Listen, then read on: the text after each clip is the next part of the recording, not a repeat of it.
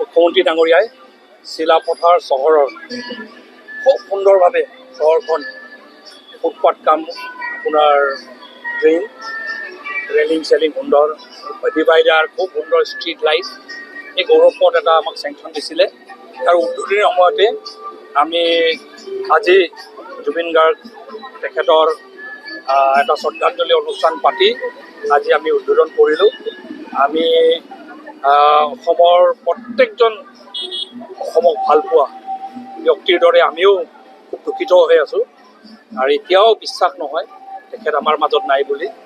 আৰু আমি তেখেতৰ কথা ভাবিলে মোবাইলটো খুলিলে তেখেত নাই বুলি যেতিয়া কথাটো ওলায় এতিয়াও বুকুটো চাবলৈ গ'লে হেঁচা মাৰি ধৰে।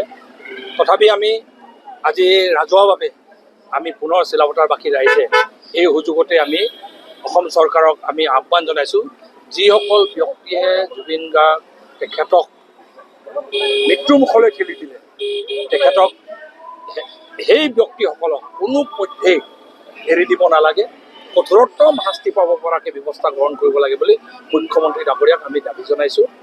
আৰু আইন সংবিধানে আইনী ব্যৱস্থাই যি শাস্তি দিয়ে কঠোৰতম শাস্তি দিয়ক, কিন্তু যি শাস্তিয়ে নহওক নালাগে অসমৰ জনগণে কিন্তু সেইসকল ব্যক্তিক চিৰকালৰ কাৰণে কেতিয়াও মাফ নকৰে।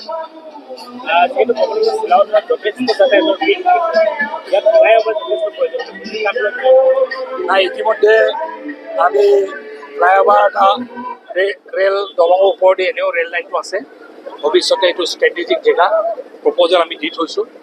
আৰু খালি এইটো ফ্লাইঅভাৰটোৰ লগতে অকাজানৰ পৰা একেবাৰে লিখাবালিলৈকে এই ৰাস্তাটো বহল কৰিব লাগে বুলি আমি সেইটো দাবী উত্থাপন কৰি থৈছোঁ, প্ৰপ'জেল দি থৈছোঁ। আৰু এইটো এইবাৰ এইটো হৈ গ'ল, অহাবাৰ এইটো